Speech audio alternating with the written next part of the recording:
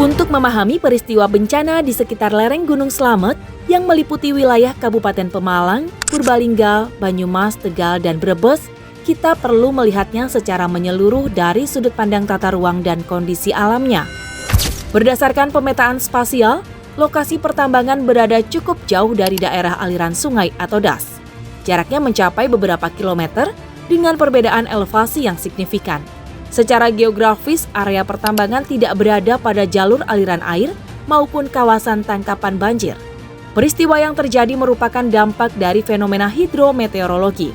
Curah hujan lebat hingga ekstrim, berkisar antara 100 hingga 150 mm per hari, jauh di atas kondisi normal yang berada di bawah 50 mm per hari, bertemu dengan karakter lereng yang curam, serta struktur tanah yang relatif labil. Kombinasi faktor alam inilah yang memicu terjadinya banjir bandang dan tanah longsor di sejumlah titik di lereng Gunung Slamet.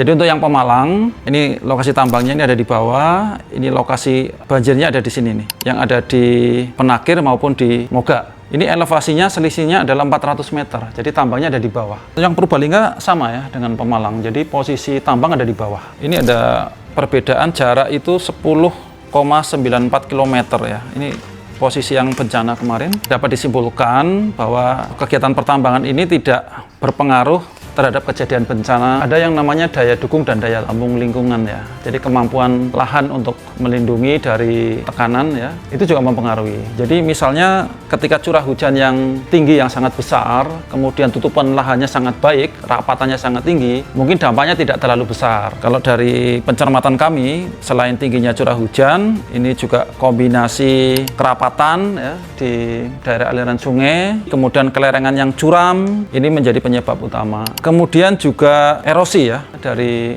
lahan yang terbuka, ini juga sangat berpengaruh terhadap kecepatan air tersebut.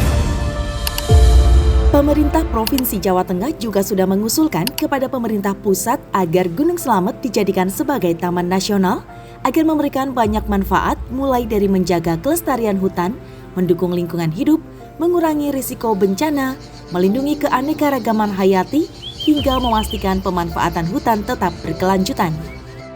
Di sisi lain, aktivitas pertambangan tetap berada dalam pengawasan yang ketat.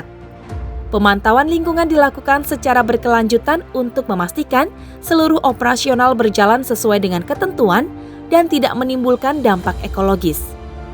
Dinas Energi dan Sumber Daya Mineral Provinsi Jawa Tengah juga telah menerbitkan surat pemberhentian sementara serta meminta laporan tindak lanjut kepada perusahaan yang belum memenuhi kewajiban melalui surat tertanggal 4 November dan 15 Desember 2025.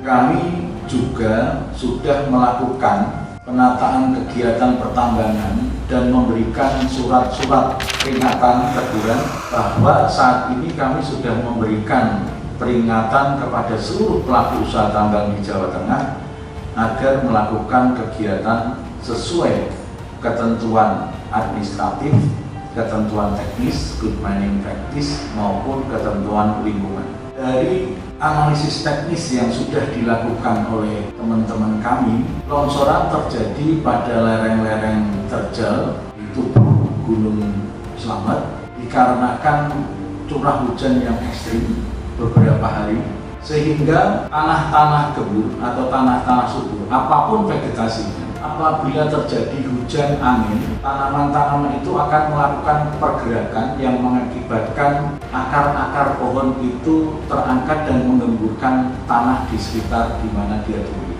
Dan apabila mengalami titik jenuh, didukung oleh konsolidasi antar butir yang berkurang karena masuknya air dan kelerengan yang curam, maka kestabilan di wilayah tersebut akan terganggu.